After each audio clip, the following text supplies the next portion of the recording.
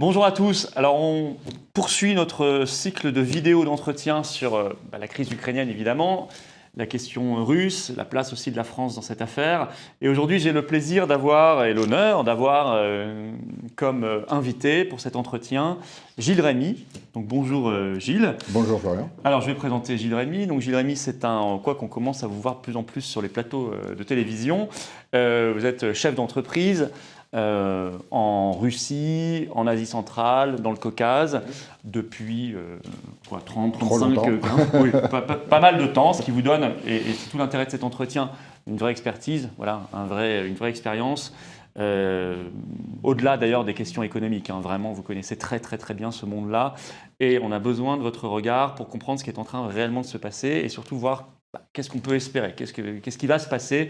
On parlera aussi un petit peu de la perception, moi ça m'intéresse beaucoup, et je suis sûr que ça intéresse les personnes qui nous regardent, la perception de la France aujourd'hui dans le monde russe, hein, on en reparlera tout à l'heure. D'abord, je vais commencer, on va tout de suite mettre les pieds dans le plat, hein, on va aller directement droit au but. Qu'est-ce que vous pensez de l'efficacité des sanctions? Alors, on ne sait pas jusqu'où elles iront, puisque tous les jours, l'Union européenne ajoute de nouvelles sanctions contre la Russie. Mais selon vous, selon ce que vous en voyez, qu'est-ce que vous pensez de l'efficacité des sanctions qui ont déjà été décidées, qui vont être décidées contre la Russie par l'Union européenne, les États-Unis aussi, le Royaume-Uni, quelques autres, dans cette affaire ukrainienne? Est-ce que ça va être efficace? Est-ce que ça va ramener la paix ou pas? Ouais, alors, les leçons de l'histoire, c'est que jamais les sanctions contre un État, a fortiori quand elles ne sont pas décidées par l'ONU, ont été efficaces. On dit peut-être le seul exemple serait l'Afrique du Sud, bien que je pense que l'Afrique du Sud, c'est plus des raisons intérieures qui ont amené à la fin de l'apartheid. Donc c'est l'échec jusqu'à présent dans l'histoire. Les dernières sanctions qui ont été prises contre la Russie ont été prises après, alors certains disent l'annexion, d'autres disent le rattachement de la Crimée. De la Crimée, donc 2014. Et donc on les connaît, et là, le bilan, il est clair, il est pratiquement reconnu par tout le monde, c'est qu'elles ont profité à la Russie. La première année, ça a été une baisse du PIB d'1 ou 2 points, ouais. Et ensuite, ça a permis à la Russie de changer de politique économique et de venir à un protectionnisme et au développement d'un secteur, et j'en prendrai qu'un seul, c'est l'agriculture, ou d'importateurs de viande de porc française, etc. La Russie est devenue, aujourd'hui, était exportateur de porc et un des premiers mondiaux dans les céréales. Le Moyen-Orient est nourri par la Russie, et si la Russie n'exporte pas, entre parenthèses, ouais. Le Moyen-Orient, ce sera les émeutes de la faim, et les émeutes de la faim, là-bas, c'est des révolutions. C'est-à-dire qu'il y a deux choses, effectivement, très intéressantes. La Russie s'est adaptée, en fait, grâce à ces sanctions, elle est devenue un producteur plus important qu'elle ne l'était avant, en produits agricoles. Je crois que pour le blé, c'est pareil d'ailleurs. Et deux, effectivement, ça c'est un point assez négatif, c'est que attention aux sanctions qu'on est en train de prendre, parce que ça pourrait entraîner par ricochet des révolutions dans des pays qui en souffriront encore plus que nous. Absolument. Et ça, non seulement on n'a pas, en France comme en Europe d'ailleurs, on s'est engagé dans cette escalade sans en mesurer les conséquences et sans estimer le poids que ça aura, parce que là, il y aura un effet boomerang, mais on y reviendra peut-être. Et donc, je voudrais terminer sur les sanctions d'après-Crimée. Les sanctions d'après-Crimée, ça a été une nouvelle politique économique de la Russie, qui est la substitution aux importations, quand on le peut. Donc, la Russie d'aujourd'hui, 8 ans après, n'est plus la Russie d'après-Crimée. Donc, elle est effectivement beaucoup mieux armée. En plus, tous les scénarios ont été déjà étudiés en cas de difficultés internationales, que ça passe par le fait que l'Internet peut être autonome en Russie, le système bancaire, on le voit bien, en quelques jours, vous avez une carte de crédit à Moscou, vous allez recevoir une nouvelle carte qui est intégrée au système chinois de paiement international, donc la réactivité est importante. Alors, là, c'est-à-dire, pour être clair, c'est en fait l'hisure de SWIFT. Oui. Parce qu'on parle beaucoup de la SWIFT, c'est les banques. Oui, les banques. Donc là, les banques, et ça n'a pas d'impact pour vous. Ça aura des impacts sur les échanges, les paiements. Aujourd'hui, pratiquement tout est bloqué. Enfin, toutes les banques ne sont pas sous sanction, mais un certain nombre. Aujourd'hui, des contre-mesures déjà, les entreprises russes ne peuvent plus payer à l'international en devise, c'est bloqué, c'est une mesure aussi de protection et de rétention, etc. Donc pour répondre à votre question, jusqu'à présent, les sanctions se sont finalement retournées contre ceux qui les ont imposées. Aujourd'hui, on est dans une situation tout à fait nouvelle. La masse de sanctions qui est prise par le monde occidental, hein, puisqu'il s'agit de l'Union européenne qui est en pointe, même par rapport aux Américains et par le Japon, n'a pas d'équivalent historique. C'est le nombre de sanctions, c'est plus que a subi la Corée du Nord, l'Iran, etc. Ouais. Donc ça aura effectivement des effets qui seront effectivement négatifs, sinon graves pour l'économie russe à court terme, mais qui auront, à la différence des autres sanctions, un effet boomerang, qui créeront un effet boomerang extrêmement massif. Et autant la Russie a préparé tous les scénarios possibles, autant rien n'est prêt ici. Et donc, les opinions publiques doivent être préparées, effectivement, à des conséquences très graves. Et je pense que personne ne mesure. Aujourd'hui, on assiste à une nouvelle vague par l'Union européenne.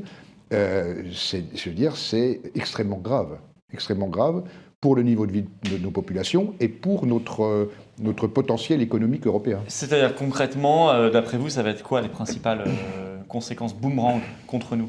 Alors, elles vont être multiples. On parle beaucoup d'énergie, bien sûr. Alors, l'énergie, je dirais que la crise de l'énergie qu'on a aujourd'hui, c'est pas la guerre, hein.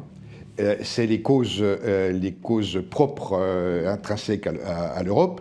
Les vraies conséquences du conflit, on va les ressentir dans quelques mois. Qui vont s'additionner à la crise qu'on connaît déjà. La crise aujourd'hui énergétique en Europe est de la seule responsabilité de l'Europe. Elle est tout simplement parce que le gaz russe, il arrive. Hein. Le gaz russe, les volumes ont augmenté. Mais si entre le prix du gaz russe sur les contrats long terme avec Gazprom, que la Commission européenne a combattu depuis des années pour avoir dans cette idéologie du marché européen, etc. Aujourd'hui, le prix il est déterminé par le prix spot. Et entre le prix des contrats à long terme, qui sont ceux notamment de Engie et autres, et le prix où c'est vendu aujourd'hui, c'est de 1 à 10. Dans le commerce international, c'est 30 ans que je suis dans le commerce international, on me disait toujours que des marges importantes, quand vous doublez, ça n'existe pas. Ça n'existe que dans 3 secteurs qui nous sont interdits, la prostitution, les armes et la drogue. Eh bien, comment j'aurais pu imaginer qu'un jour, le prix du gaz offre une telle rentabilité? Donc, potentiellement, là, vous nous annoncez quelque chose de terrible. Pour le consommateur. Pour le consommateur, parce qu'il y a... Français, je veux dire, hein, européen. Vous imaginez, j'entends un ancien président de la République ce matin qui dit il faut François arrêter Hollande. François Hollande, avec le gaz russe. Mais l'homme qui a fermé Fessenheim. Vous imaginez les conséquences, enfin l'inquiétude qu'on peut avoir par rapport à des gens qui sont censés être des hommes d'État, avoir une vision, etc., sur les conséquences, et même pas les conséquences dans 20 ans, c'est les conséquences dans 6 mois ou dans 1 an. Voilà. Parce que si le gaz est coupé, ça sera dans l'hypothèse plutôt et le risque, c'est que ce soit une contre-sanction russe. Mais dans ce cas-là, on ira chercher du gaz de schiste américain. Oui, mais on l'aura sur nos cuisinières dans 3 ans, parce que pour ça, il faut des infrastructures. Ouais. Et puis, à un prix... Mais on aura avant d'avoir le gaz américain, on aura surtout plus de coupures. Structurellement moins intéressant, et puis les conditions d'extraction ne sont pas extraordinairement écologiques. Hein. Mais je pense que ce qui est, avec cette guerre, ce qui est mort aussi, je pense que c'est la transition écologique. Ouais. Quel sens aujourd'hui à défaut de gaz, on va recourir à nouveau au charbon. Tout ce qu'on a conçu effectivement sur des plans à 20 ou 30 ans, prenez l'hydrogène, la présidente de la Commission européenne parle de l'hydrogène comme source alternative, mais on est dans le burlesque. L'hydrogène, c'est pas une source, il y a très peu d'hydrogène dans la nature, c'est quelque chose qu'on produit avec d'autres sources. Donc c'est avec du gaz qu'on essaie de décarboner autant que possible pour que l'hydrogène soit à peu près vert, mais c'est même la Commission européenne qui dit que en 2035, avec tout le plan hydrogène, on devra importer la moitié de nos besoins en hydrogène. Donc l'hydrogène n'est absolument pas une solution d'indépendance énergétique. Donc là, en gros, dans le contexte actuel, alors même si l'économie russe, vous l'avez dit, va souffrir, hein, ouais. C'est évident. Oui, c'est sûr. Même si ce n'est pas ça qui va forcément apporter la paix. Non. C'est-à-dire que ça va plutôt apporter quoi, la rancœur, l'humiliation, Même, je vois beaucoup de marques occidentales qui maintenant, c'est un peu là, je pense qu'on est plutôt dans un phénomène de mode, ou une pression, il faut le faire. C'est-à-dire que des marques, j'ai vu Coca-Cola, McDonald's, etc., annonçaient qu'ils quittaient la Russie provisoirement ou fermaient leurs boutiques, leurs enseignes. Je ne suis pas sûr que ça laisse dans la mentalité russe, mais vous connaissez ça beaucoup mieux que moi, quelque chose de très positif. Enfin, je crois que ça va faire monter en fait les tensions. Mais l'Europe me semble être la zone en fait la plus pénalisée du monde. Oui. C'est-à-dire qu'on voit les États-Unis qui poussent en disant nous on impose un embargo sur le pétrole, le gaz russe, mais finalement ils en dépendent peu. C'est nous qui en dépendons beaucoup plus. Et au sein de l'Europe, c'est pas la France d'ailleurs qui est le plus concernée, il faut être honnête. Mais l'Europe, encore une fois, apparaît comme le dindon de la farce en fait dans cette histoire. Oui. Et d'autant que le paradoxe, c'est que bon, derrière le fondement de tout ça, c'est effectivement une vision américaine qui est d'affaiblir la Russie. Enfin, je ne vais pas revenir sur ce qui est pratiquement acquis, mais les sanctions américaines sont beaucoup plus souples et beaucoup plus pragmatiques que les sanctions européennes, parce que le mécanisme est différent. Vous avez en Europe, vous avez des sanctions avec un effet cliquet. Pour revenir en arrière, ça suppose des accords quasiment à l'unanimité, etc. Et donc, c'est Védrine, je crois, qui disait on n'a pas de diplomatie européenne, on a des positions. Quand on a une position, on n'arrive pas en plus à en bouger. Aux États-Unis, c'est vu d'une façon très pragmatique. Hier, vous avez Biden qui annonce qu'il s'en prend au pétrole, mais évidemment, c'est pour que le gaz européen soit sacrifié, et pour ouvrir aussi son propre marché. Mais vous avez quelque chose dont personne ne parle, c'est que les Américains ont besoin d'uranium enrichi pour leurs centrales nucléaires. Et ce secteur n'est pas touché par les sanctions. Donc on a bien quelque chose qui est tout à fait à l'anglo-saxonne, très pragmatique et très cynique, et qui est un régime de sanctions très très souple, conduit par les Américains. Oui.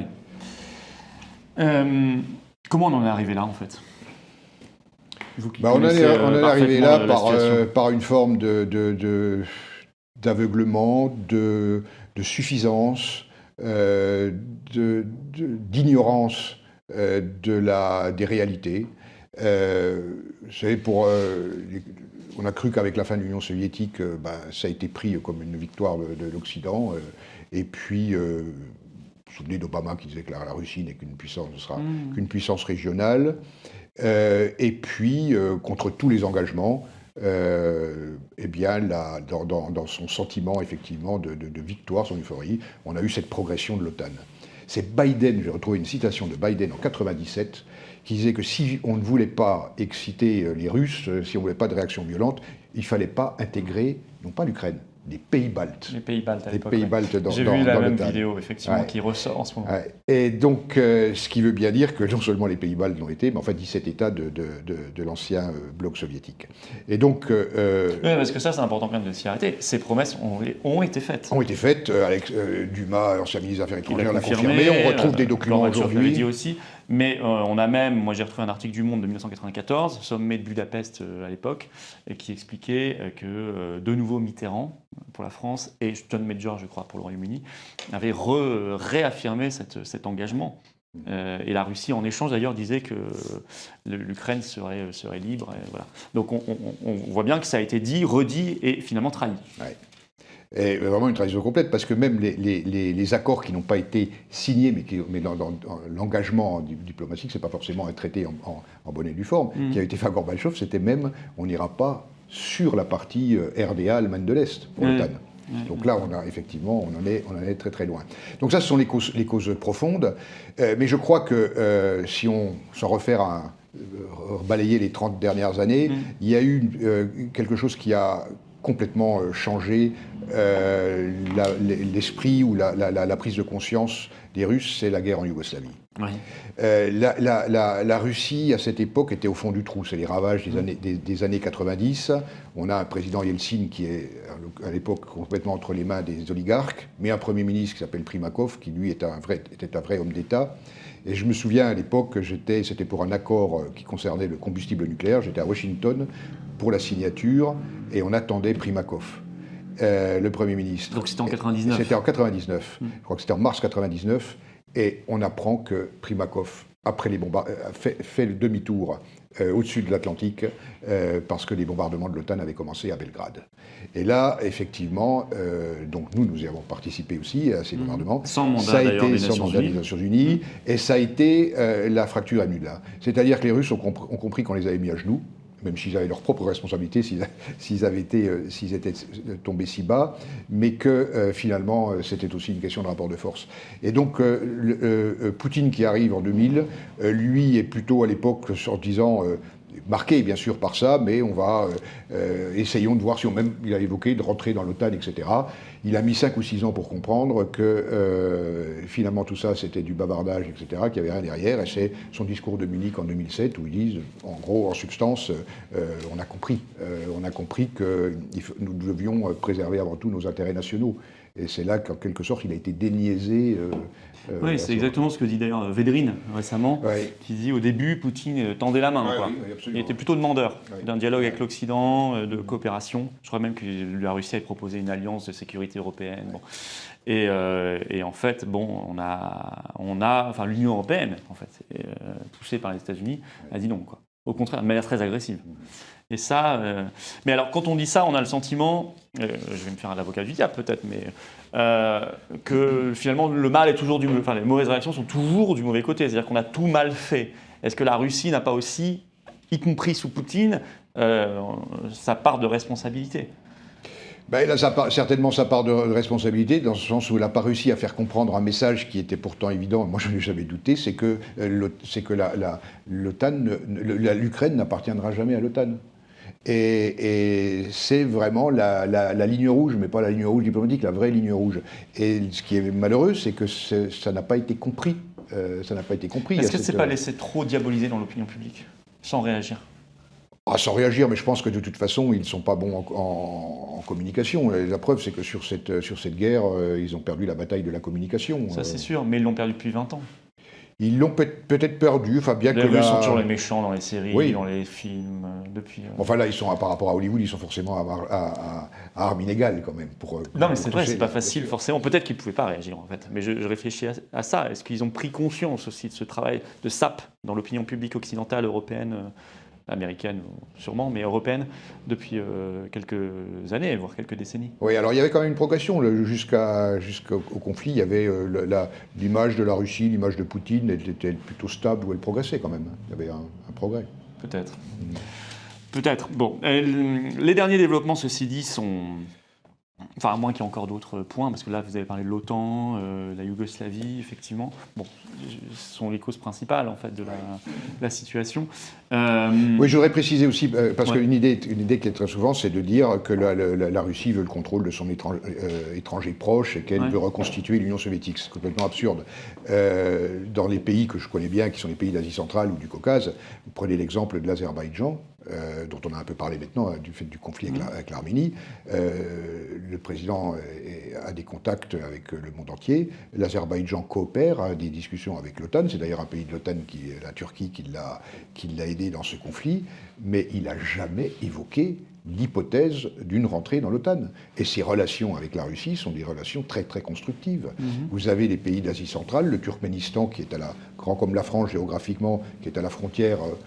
c'est pas forcément un cadeau, de l'Afghanistan et de l'Iran, ils ont décidé, c'était en 1994, de demander à l'ONU de leur accorder un statut de neutralité permanente. Les Russes n'ont pas bougé en 1994, n'ont pas bougé aujourd'hui. Donc en fait, le problème, c'est pas que ces pays aient leur propre politique internationale, c'est que les Russes ne veulent pas qu'à leurs frontières une alliance qu'ils considèrent, eux, comme inamicale, hostile, effectivement, s'implante. Donc, s'ils ont lu le projet OTAN 2030, qui a été adopté en 2021, ils ont raison de penser que c'est une alliance hostile, parce que le projet OTAN 2030 parle de la Russie toutes les deux lignes comme vraiment un ennemi. Oui, oui, même les paranoïaques peuvent avoir de vrais ennemis. Ah oui, je pense. Est-ce qu'on peut être optimiste, ceci dit, sur les dernières? Alors, la vidéo, évidemment, sera diffusée, mise en ligne un tout petit peu après le moment où elle sera enregistrée, donc peut-être que vous aurez déjà un début de réponse et qu'on parle un peu là, un peu dans le vide, mais c'est quand même intéressant.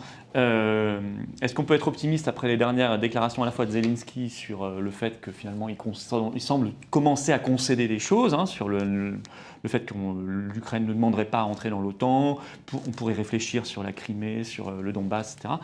Et de l'autre côté, la médiation israélienne qui semble avoir été un peu plus efficace que les nombreux coups de fil d'Emmanuel Macron avec Poutine.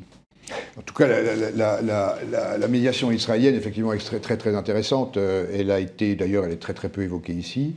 Il y avait des articles de presse dans la presse anglo-saxonne, dans la presse israélienne, évidemment. On savait peu. Bon, le fait que le président israélien se déplace un samedi, jour de Shabbat, à Moscou, avec son ministre de la Construction, qui lui-même est ukrainien, enfin né en Ukraine soviétique, qui servent d'interprète, qui partent ensuite à Berlin. Rien ne filtre, qu'il appelle Poutine, qui rappelle encore il y a 2 jours. C'est quelque chose d'intéressant. On sait aussi que le Erdogan cherche à jouer un rôle, mais la mise, elle peut très bien être récupérée par les Chinois, qui sont en attente, effectivement, parce que les Chinois avaient de bonnes relations avec l'Ukraine. Ils ont beaucoup d'intérêt aussi. Les routes de la soie, ça passe par l'Ukraine. Donc il y a des médiations, et c'est ce qui peut rendre, effectivement, l'urgence, c'est un cessez-le-feu. Je pense qu'on n'en est pas loin, puisque déjà les Russes l'ont proposé, je crois ce matin ou hier. C'est l'urgence, il faut cesser le feu, il faut arrêter cette guerre fratricide et ensuite négocier. Alors bon, au total, ça sera quand même un terrible gâchis, un gâchis humain, un gâchis en termes d'image.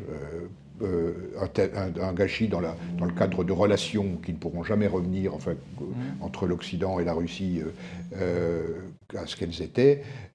Et puis c'est un gâchis pour l'Ukraine aussi, parce que d'avoir insisté, mis dans la Constitution l'appartenance à l'OTAN, et puis maintenant d'être amené à dire qu'on est d'accord pour une neutralité, tout ça pourquoi? Pour être ensuite un pays qui va quémander des fonds au FMI, à l'Union européenne, etc. Il n'y a que des perdants dans ce jeu. Enfin, des perdants, en tout cas en Europe.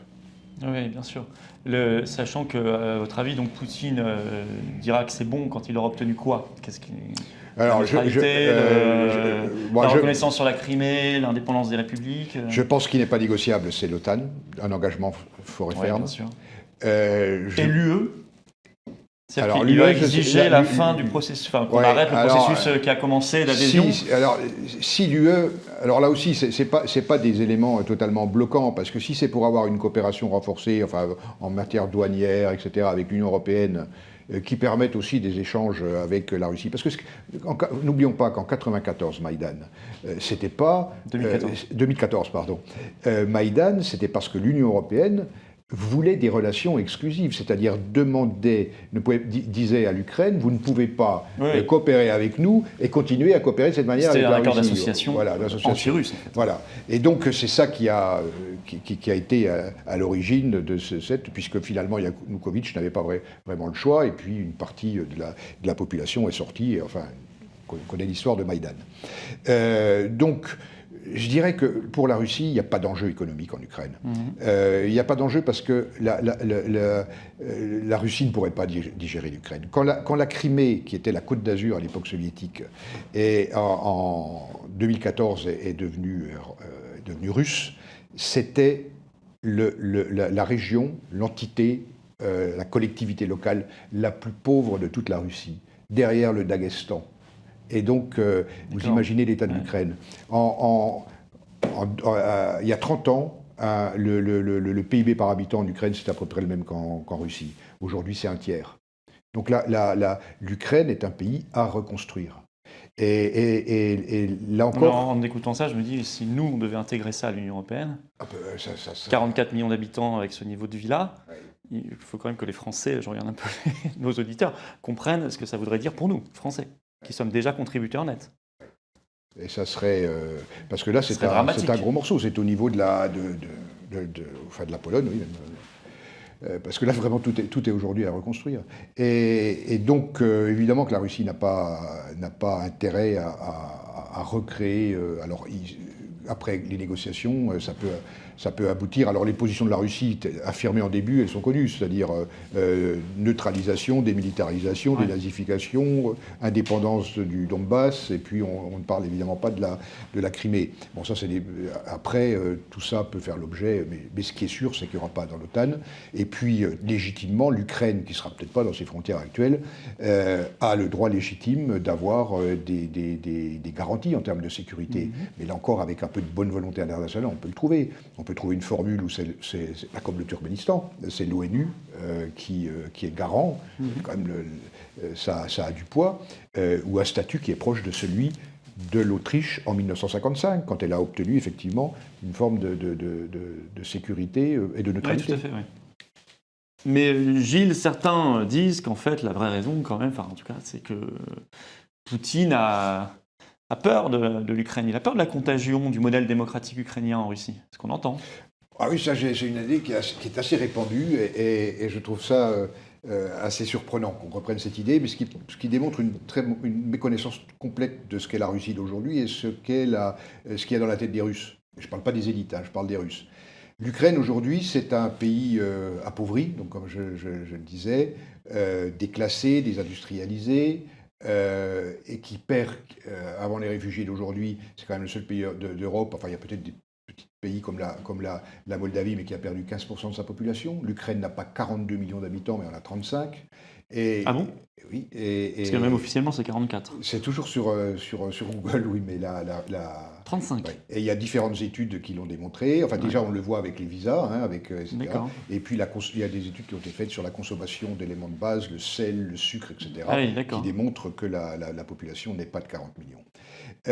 Donc, c'est un pays qui est dans un très, très, très mauvais état. Vous savez, nous avons des Ukrainiens en France, mais il y a aussi beaucoup d'Ukrainiens qui sont en Russie.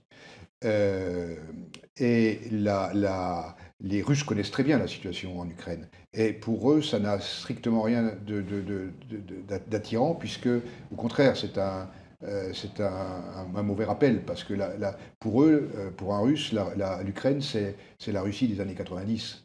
C'est-à-dire un pays qui s'effondre, un pays où les dirigeants sont entre les mains des oligarques. Et donc, on retrouve tous ces éléments des années 90. Et d'ailleurs, c'est pour ça que... Zelensky, c'est Yeltsin ?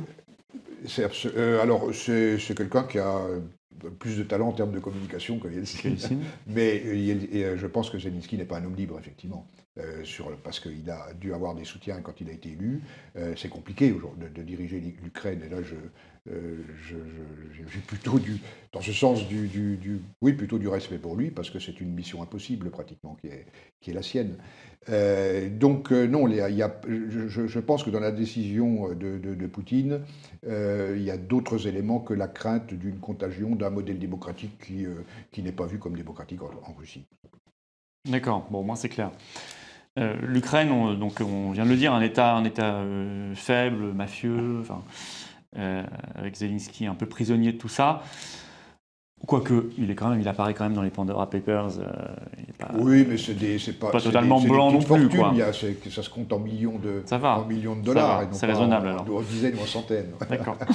Par rapport aux oligarques qui gravitent autour de lui, c'est pas grand-chose. Voilà. D'accord. Mais il y a aussi cette histoire, alors c'est difficile d'en parler en France, c'est pas pourquoi d'ailleurs, alors que c'est juste manifestement une réalité. C'est pas un État nazi, évidemment, ce serait ridicule de dire ça, mais il y a un problème néo-nazi, qui n'est pas simplement un problème individuel. Il y a une organisation, il y a des régiments. Et notamment Macron et Bruno Le Maire, mais il faut le dire, la presse française aussi, j'en sais quelque chose, pour l'avoir simplement dit, j'ai tout de suite été extrêmement attaqué là-dessus, j'ai remarqué, c'est un point sensible. Macron en tout cas et Bruno Le Maire ont dit non, ça c'est n'importe quoi, la dénazification de Poutine, ça n'existe pas, puisque de toute façon il n'y a pas de problème nazi. Qu'est-ce que vous en dites de ça ? Je crois que la réalité est entre les deux. C'est-à-dire que, évidemment, quand Poutine parle du pouvoir, même parler à propos de Zelensky, narco-nazi, etc., on est un peu exagéré. Quoi. Voilà, exagéré. Et donc, c'est à mon avis, une façon maladroite de reprendre ce qui a bien marché du côté occidental, c'est-à-dire la diabolisation de l'homme à abattre ou de l'adversaire. Mais c'est pas... C'est un classique de guerre. Voilà, c'est bon. Le problème, c'est que effectivement, l'Ukraine est le seul pays, avec les pays baltes parfois, où vous avez l'Ukraine contemporaine, elle s'est construite contre la Russie. Alors, bien sûr, elle a une histoire très, très, très ancienne, mais elle s'est construite contre la Russie en finalement réhabilitant une partie, même la collaboration avec les nazis. Vous avez ce personnage qui est Bandera, qu'on présente comme un nationaliste, mais qui était allié des nazis, qui est, je veux dire, Pétain, c'était un enfant de cœur, hein, et je ne crois pas que Pétain ait tué quelqu'un de sa propre main. Ses propres mains. Donc c'est un problème quand vous avez dans un pays qui est en Europe, qui se dit européen, d'avoir des statuts, y compris, il y a le président du comité des Juifs d'Ukraine qui est très actif sur Twitter et qui dénonce systématiquement les monuments qui sont érigés pour Bandera, mais également des anciens nazis qui sont ukrainiens, qui sont réfugiés au Canada et qui sont revenus récemment, qui se font enterrer avec tous les honneurs. Donc c'est un vrai problème, surtout dans une partie de l'Ukraine qui est la Galicie. Mais également, on a vu ces dernières années, et qu'ils ont joué un rôle important à Maïdan, lors de Maïdan, des bataillons, que ce soit Azov, secteur droit, etc. Alors, évidemment, ce n'est pas le pouvoir ukrainien, l'Ukraine n'est pas un pays nazi. Mais il y a une tolérance qui n'est pas acceptable. Vous avez les seuls qui ont protesté lors de manifestations de réhabilitation avec des portraits de Bandera, c'est l'Allemagne et Israël. Rien de l'Union européenne et rien de la France. Et je veux dire, c'est complètement contre-productif. Quand on dit parler de nazis, c'est un mensonge. Quand le russe moyen entend ça, parce que ça s'est bien repris sur les chaînes, il se dit, mais alors les dirigeants occidentaux soit sont malhonnêtes, soit ils ne connaissent pas la réalité. Et donc, on se tire une balle dans le pied en niant ce qui est un problème, qui n'est pas le problème essentiel, mais qui correspond à une certaine réalité. Ouais. Ah ouais. Ben justement, donc, puisqu'on était sur messieurs Macron et Bruno Le Maire, on peut peut-être finir là-dessus, parce que je voulais profiter de votre présence, vous qui connaissez très très bien la France évidemment, et le monde russe. Quelle est l'image aujourd'hui de la France? Mais alors je vais dire à 3 niveaux, hein, parce que bon, auprès des Russes, auprès des milieux d'affaires, hein, du monde économique, et auprès de Poutine, de ce que vous en savez en tout cas, et de ce qui l'entoure. La France, quelle image elle a aujourd'hui auprès des Russes? La France vit sur son héritage, c'est l'héritage gaulliste, hein, incontestablement, puisque à l'époque soviétique, la France avait, parmi les pays capitalistes, avait toujours un statut particulier. D'ailleurs, à l'époque, il y avait sur les chaînes, à l'époque soviétique, il n'y avait pas de films américains, mais il y avait des films français, les films avec Belmondo, Delon, etc. C'est aussi toute l'histoire d'avant même la Révolution, la littérature française, la présence. Et vous avez, ça dépasse même la Russie, vous avez toute l'ex-Union soviétique, vous avez au Kazakhstan ou autre, vous avez des enfants qui apprennent les classiques français. Donc il y a une très ancienne relation sur laquelle je ne reviens pas, et puis de ce qui s'est construit du fait de la politique gaulliste. La France avait toujours un statut particulier. Et on en bénéficie toujours encore. Alors, c'est un héritage. La France, c'est un pays qui a l'arme nucléaire. La France, c'est un pays qui est au Conseil de sécurité. Et donc, c'est un pays qui pèse. Là, il est sûr que, effectivement, l'avancée dans l'intégration européenne a affaibli le poids de la France, très naturellement, puisqu'elle a perdu de son autonomie. Et donc, ce n'est plus la situation, on n'est plus à De Gaulle, Pompidou ou Giscard. Et ça, les Russes le sentent. Le sentent, bien sûr, ils en ont parfaitement conscience. Mais l'a priori, ça c'est le fond, l'a priori est favorable. Ça concerne les... Alors, en ce qui concerne le gouvernement et Poutine, il y a quand même une tendance, je pense que c'est un peu celle de Lavrov, qui est de considérer que Lavrov, pour lui, on perd du temps à parler avec l'Union européenne. Je crois qu'il l'a dit d'ailleurs publiquement. On fait du bilatéral, sinon on perd du temps. Ça fait partie d'une... C'est-à-dire on fait du bilatéral, on parle directement avec les pays. Avec les pays, pour autant qu'ils veulent bien parler avec nous, indépendamment. Et ça c'est un peu je dirais pas la doctrine Lavrov, mais... Donc il nous fait exister malgré nous. Voilà, puisque pour ce type de diplomate, ça se décide à Washington, et c'est à Washington qu'il faut parler. On l'a d'ailleurs vu dans la crise ces derniers mois, avec la seule fois où Poutine est sorti, je ne parle pas de la Chine, mais c'est pour rencontrer Biden à Genève. Pour les Russes, ça semble assez clair, il y a un héritage favorable. Qui, à mon avis, d'ailleurs, une image, à mon avis, ça doit être assez partagé dans le monde, en fait, tout ça. Et plus, effectivement, l'héritage gaulliste, mais les Russes sentent qu'il y a quand même maintenant quelque chose qui tourne plus rond, quoi, qui n'est plus tout à fait comme avant. Mais ceci dit, il y a un a priori, ce qui pourrait nous donner un rôle, en fait. On pourrait, si on le souhaitait, si on faisait un changement de cap radical en termes de politique française intérieure, on pourrait peut-être quand même jouer un rôle demain intéressant, puisqu'il reste cette histoire, cette relation ancienne qui nous permet quand même d'imaginer des choses. Il faut essayer de voir les choses positives, voilà, pour l'avenir. Dans le milieu, alors vous dites oligarque, mais milieu économique, c'est pareil non, c'est pas la même chose. D'ailleurs, je vais dire une chose, c'est que vous savez ce que c'est qu'un oligarque? C'est un milliardaire qui parle russe. En fait, non, il n'y a plus d'oligarque en Russie. Et je force pas le trait. Un oligarque, c'est quelqu'un qui a atteint une telle fortune qu'il a une influence sur le politique, s'il détermine les principales décisions. C'est plus le cas en Russie. C'est plus le cas depuis au moins 15 ans. Sinon 15 ans. Les oligarques ont été mis au pas par Poutine. Ceux qui ont voulu faire encore de la politique sont partis à l'étranger. Certains ont mal fini. Et ceux qui sont là aujourd'hui, certains, évidemment, personne n'est satisfait de voir les conséquences économiques, y compris sur leur fortune. Ils ont perdu 150 milliards en 10 jours. Oui. Mais ils ne bougeront pas. S'ils bougent, ils partiront, mais leurs biens seront nationalisés. Donc, je considère qu'il n'y a pas... si l'objectif, effectivement, les pénalisants, c'est de se dire ils vont renverser Poutine, ou ils vont influencer... Ils ont perdu un yacht. Il y a un yacht qui a été saisi en France. Voilà, alors là aussi, ça fait partie des mesures tout à fait contre-productives, parce que quand un Russe entend parler effectivement de la saisie d'un yacht qui appartiendrait à des Russes, ça ne fait pas pleurer, au contraire, ça plutôt ça la couille. Voilà, donc, en revanche... Mais dans ce milieu économique, la France est vue comme un partenaire économique sérieux, solide. Alors, oui, la France est... Alors, il y a eu quand même vous vous souvenez de l'affaire des Mistral, c'est la première fois qu'on revenait sur une signature. Hollande. Il faut reconnaître que c'était vrai à l'époque soviétique, parce qu'à l'époque soviétique, la signature était sacrée, en quelque sorte, le respect des engagements, parce qu'ils ont mis des années et des années pour contrebalancer leur perte de crédibilité du fait du non-remboursement des emprunts russes. Donc effectivement, la signature a toujours eu une importance, c'était toujours respectée. Aujourd'hui, la France, effectivement, dans le domaine des affaires, c'est pour les milieux économiques, c'est joindre l'utile et l'agréable. Parce qu'ils aiment la France, parce qu'ils ont envie d'y passer du temps, passer des vacances, et que c'est vrai que pour eux, ils ont beaucoup plus d'intérêt de négocier, de traiter avec une entreprise française qu'avec une entreprise chinoise. Ça reste encore dans nos... Je crois qu'on est le premier employeur étranger en Russie. On est le premier employeur étranger, c'est principalement dû à notre présence dans la grande distribution, avec Auchan. On est le deuxième investisseur, beaucoup dans l'énergie, avec des projets importants qui sont notamment pilotés par Total.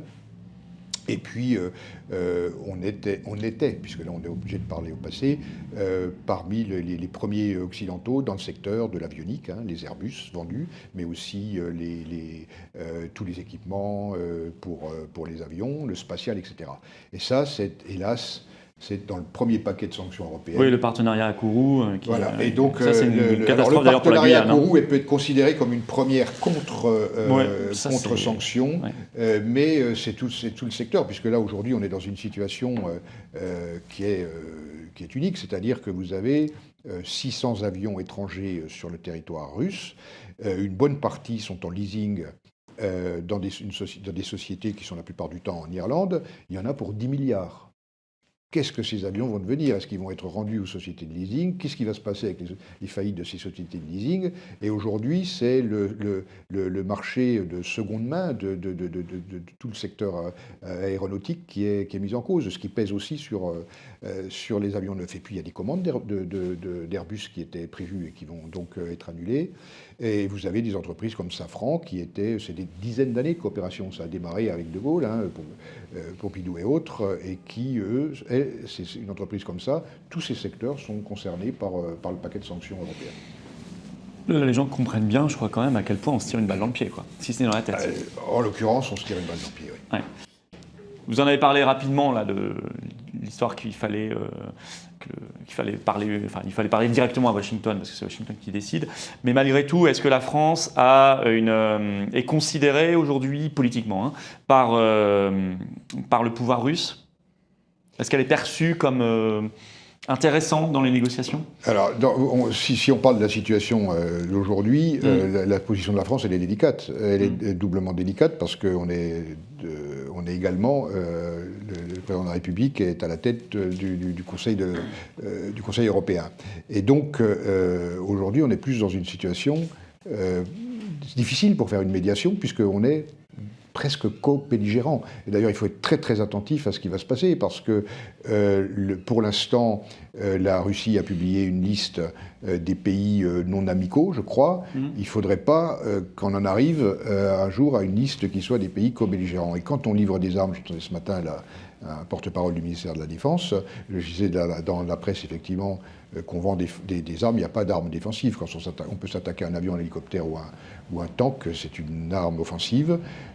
J'espère qu'elles vont être bien contrôlées, parce qu'il ne faudrait pas que ça soit aujourd'hui à Kiev et demain quelque part en France. Ce sont des armes qui sont autrement sophistiquées, du type Stinger. On sait comment, en Afghanistan, comment ça s'est terminé.